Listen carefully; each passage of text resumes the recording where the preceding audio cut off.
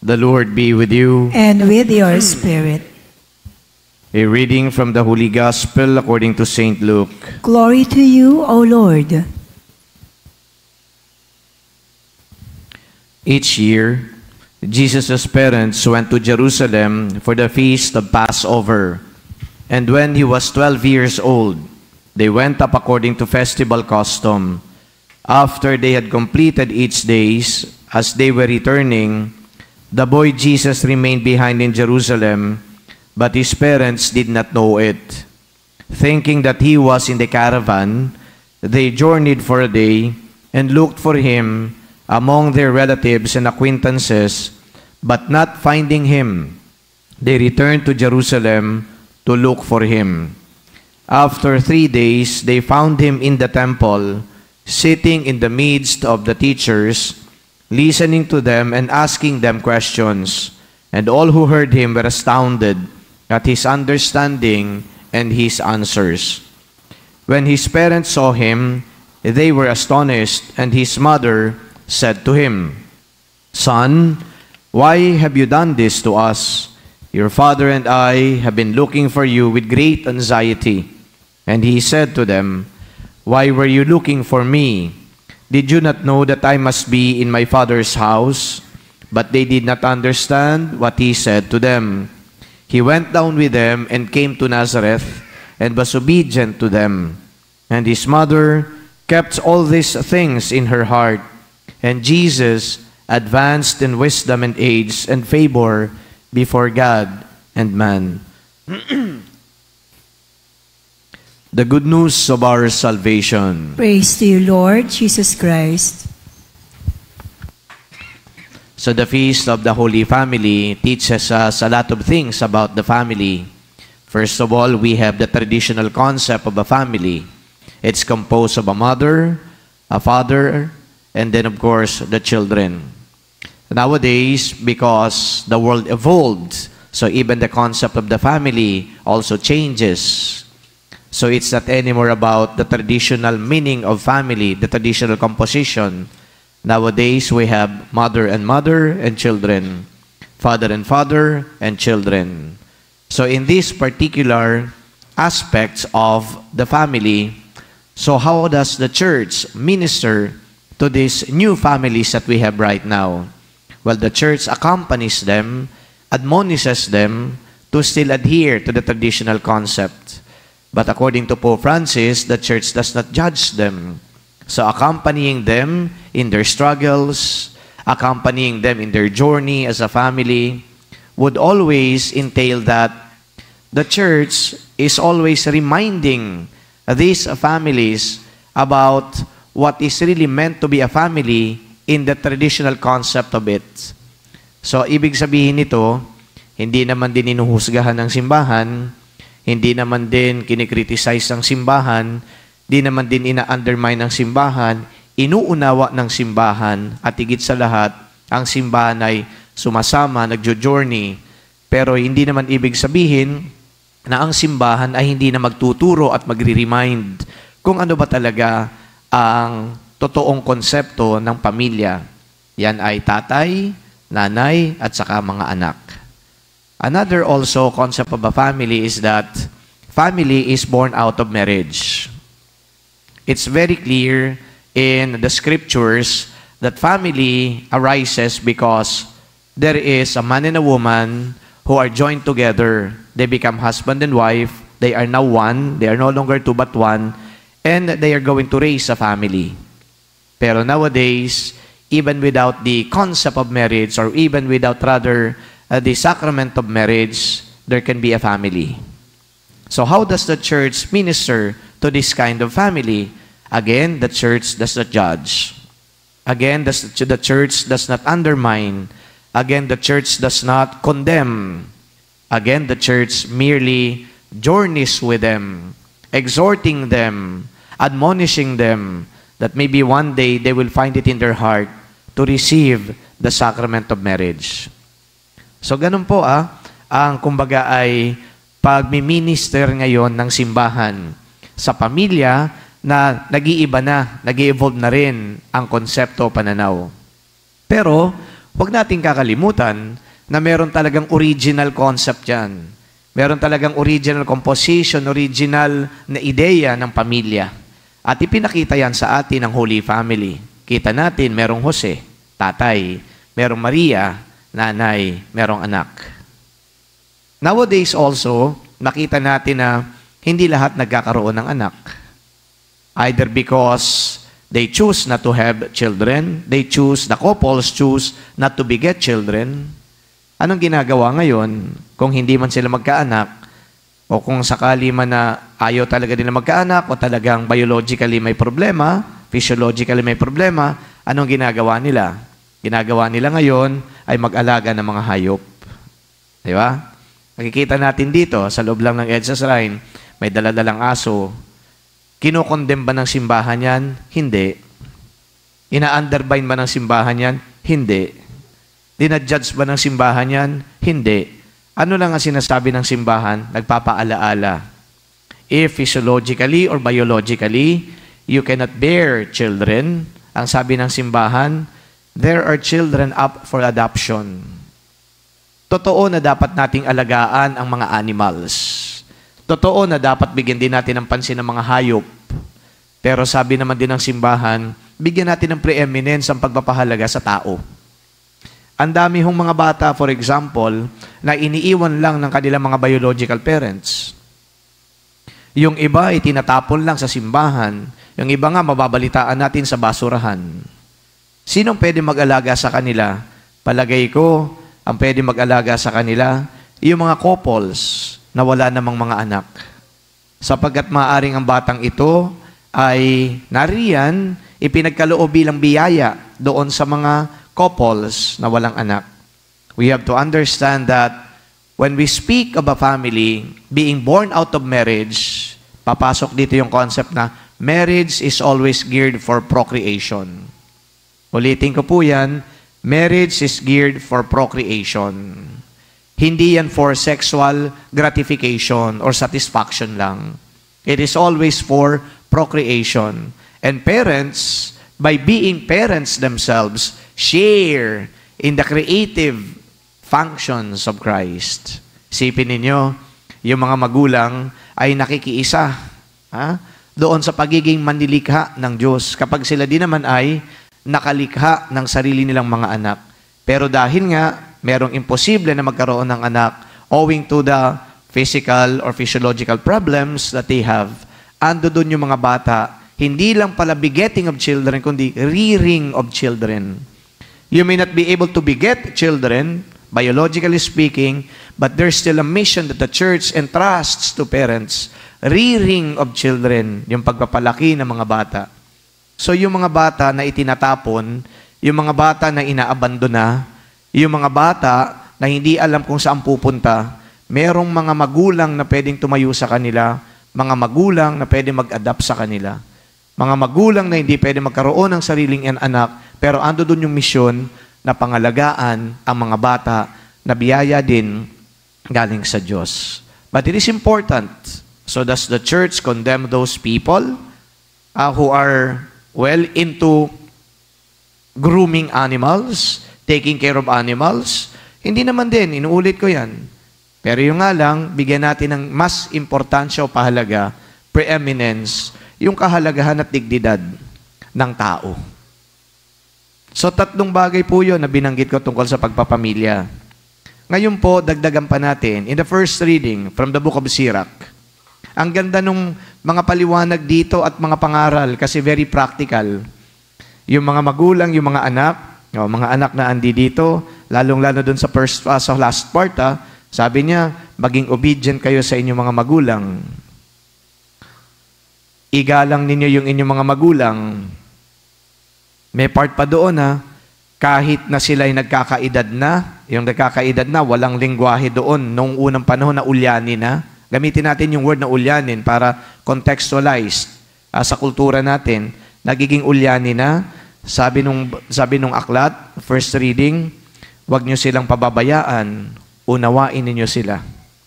Nakakalungkot yan ngayon, na sa pamilya, naku, may mga anak na ingrato, na wala silang alam mo yun, appreciation sa kanilang mga magulang. Hayaan na natin yung ibang kultura kasi yung mga magulang sa ibang kultura, kapag tumanda na talaga yan, meron ng sakit, nilalagay na nila yan sa hospice care. Di ba? Pero dito sa Pilipinas, hindi yun ang kultura natin. Bilang mga anak, ando doon yung ating pagpapahalaga, yung pag-aalaga, yung pagmamahal. Alam mo, lahat ay gagawin natin para sa magulang. Kanina po, bago ako nagmisa, nanonood po ako, nagbabrowse-browse ako ng YouTube para makakuha lang ng material na pwedeng i-share sa inyo. Isipin nyo, providential yata. Ang isa sa mga napanood ko ay GMA 7 Public Affairs Program tungkol sa tatay at yung panganay niyang anak. At alam nyo kung anong pinag-aawayan? Bahay. Yung tatay, nagmamay-ari ng bahay. Nung pandemya, may asawa na tong kanyang panganay na anak, ay pinatiran niya yun sa kanyang bahay. Balo na yung tatay. Dahil naawa, at anak niya, okay, nag-struggle, dito na kayo tumira. Pero may condition. Sabi naman, tulungan nyo na lang din ako kasi matanda na rin ako. Baka pwede na bigyan nyo na lang ako ng 3,000 buwan-buwan o at least pang medicine, bla bla bla, kung ano pang pangailangan. Lumipas na maraming taon. Alam mo, nung nagkaroon sila ng konfrontasyon dahil nag-intervene na yung barangay, dahil kinukuha na nung tatay yung bahay, doon na siya titira. Alam mo, sabi nung anak, manipulator kayo. Nagsisinungaling kayo. Sumausaw na rin yung son-in-law. Huwag niyong paniniwalaan yan. Gano'n na ang usapan. So sa makatwid, nagkaroon sila ng mga kung ano-ano pang mga interventions galing sa barangay. Hindi nabawi nung tatay. Alam po ang ginawa nung tatay. Kahuli-hulihan.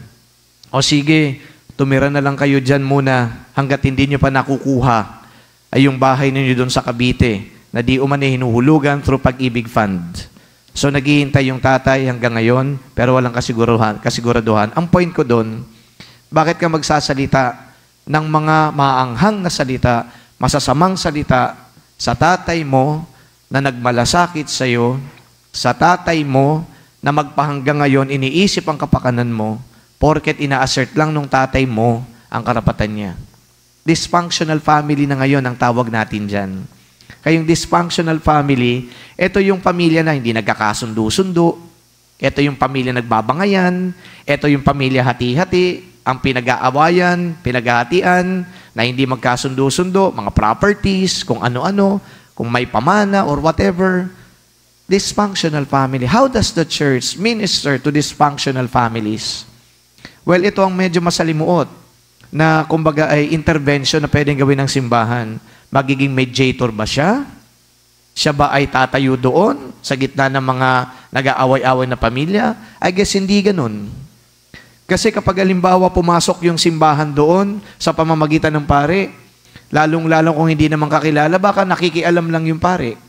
Alam niyo pwede maging intervention ng simbahan. In all practicality, yung tumayo ang pari dito, mangaral sa inyo.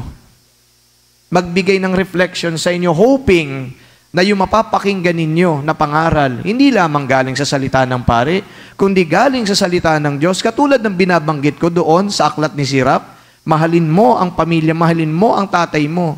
Sundin mo ang tatay mo. Ang mga magulang mo, kapag nagiging ulyanin na, huwag mo silang pababayaan. Sana nakikinig. Because you do not expect the church to be there right in front of you when you are arguing with each other, fighting each other. You can't do that. We can't do that. Kaya yung Andy dito kayo ngayon, napapakinggan ninyo na ang simbahan ay nagpapahalaga sa pamilya. That is the challenge that you yourselves put premium to how you are going to take care of your families. And then of course, yung binanggit nating talagang walang unity sa kanila, nagbabangay, nag-aawayan. Ano yung antidote dito? Ang antidote dito ay yung pagmamahal. Siguro ito na yung be all and end all. Pagmamahal. Kadugo mo yan, di mo mapipili yung kadugo mo, talagang pinagkaloob na sa iyo yan sa yung circumstansya ng buhay mo, mahalin mo yan. And then not only pagmamahal, dagdagan pa natin, siguro ando dun din yung humility. Yung pagpapakumbaba, do not just assert yourselves in the family. thinking that you are the most what? The most powerful, the most what? The most madiskarte, the richest one, kaya pwede kang magdomina ng family. I don't think so. Andun siyempre yung dialogue with respect with one to one another. So yung humility, mahalaga din yon sa loob ng pamilya. At siyempre, dagdagan pa natin reconciliation. Hindi naman tayo perfectong mga pamilya. The church also recognize the imperfections of families. You have to remember that families are composed of human beings. And there are no perfect human beings. Human as we are flawed. We will sin. Pero ang mahalaga dito, matutunan natin yung konsepto ng forgiveness, ng understanding, ng patience. And the church also preaches along that line. Kaya mag-i-intervene kami, papasok kami sa bahay ninyo, magre-referee kami, baka hindi. Ito ang pagkakataon, reflecting with you how it is to be a family wherein each one is cared for, loved, and understood. So this is a pastoral approach to letting you know na mahalaga ang pamilya sa simbahan. At bakit naman mahalaga ang pamilya sa simbahan? Well, because, number one, the family is a domestic church. You recall, when there was this pandemic, anong ginawa natin? Ang ginawa natin sa loob ng bahay. Anong ginawa ng simbahan? Ayan, nagbo-broadcast ng kanilang mga misa at mga dasal. At paano kayo nagsisimba? Sa loob ng bahay. Sinong kasama nyo doon? Kayo, pamilya. Tama ba mali? Wala kayong magawa kundi sama-sama kayo doon. And then the church, at that instance, ang paliwanag niya, well, the family is a domestic church. That is where faith is first of all cultivated. Bago pa man yan binyagan, at pagkatapos ng binyag, sino nagtuturo ng pananampalataya sa bininyagan, sa bata? Nanay at tatay. Doon hinaharness yung pananampalatayang yan. Doon binubuo, doon dinidevelop. You are a domestic church. Pangalawa, bakit mahalaga ang pamilya sa simbahan? Because the family is the partner of the church in evangelization. Sabi nga ni Pope John Paul II in his encyclical Familiaris Consortio, the family is an evangelizing community. It is an evangelizing agent or instrument. Paano kayo mag-i-evangelize? Evangelize mo muna yung mga tao sa loob ng pamilya. Umpisahan natin doon. Kanina sa introduction, may binanggit dito na sana maging responsible members tayo ng lipunan. Papaano tayo magiging responsible members ng lipunan? Iaasa lang natin sa simbahan ang pagtuturo ng tama at mali. Ang tama at mali, unang-una natututunan sa loob ng pamilya. Tama ba ako mali? Parents themselves should teach their children what is good, what is bad. If it is good, do it. If it is bad, avoid it. Very clear. Kapag halimbawa natuto yan sa loob ng pamilya, talagang lalabas ang pamilya yan bilang mga responsableng mamamayan. Di ba? If the family is dysfunctional and the family is not doing anything, the family does not become a partner of the church in evangelization, well, society crumbles. Believe me, society crumbles. Aminin man natin that the church as an institution is, well, kinda influential pa rin. Pero you also have to admit that even if the church teaches you something, merong rejection yan eh. Yung iba nga, hindi lang rejection, may derision pa. You deride the church for speaking. Sino ngayon ang pwede magturo sa inyo kung hindi na kayo naniniwala sa simbahan? Family. Kung wala ding sense of responsibility at sense of mission, the church will not be so effective in that regard. And the family who is irresponsible in this regard will contribute to the demise of society. Kaya ngayon, sabi nila, ang lipunan natin na ginagalawan, naku talagang sirang-sira na. Grabe yung corruption, grabe yung injustice. Well, sino nagpe-perpetrate ng corruption? Gumagawa niyan. Sino gumagawa din ng injustice? Tao. Di ba? Sasabihin natin, sa institusyon yan. Well, kung institusyon lang, kapag walang tao, mananatiling institusyon lang yan. It's people, human beings, who commit such injustices, evils, corruption. Saan ang galing yung tao? Hindi sa lipunan, sa pamilya. Very basic. So, ito na hamon ko. Kanina marami ng challenges. Ito din ang hamon ko, very specific. Kayo na mga magulang po na andi dito. You are tasked by the church for a very important mission of teaching and educating your children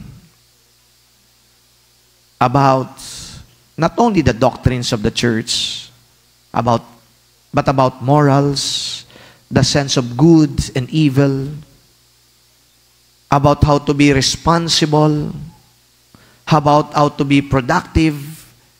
Yun po ang kumbaga dapat na ginagawa ng mga magulang. I am not a parent myself. But then, it's basic. It's a basic understanding. This is not something that the church forces you to do. But this is something innate in you as parents. At yung mga bata na andi dito, ito naman ang challenge ng simbahan, do not think that you know it all.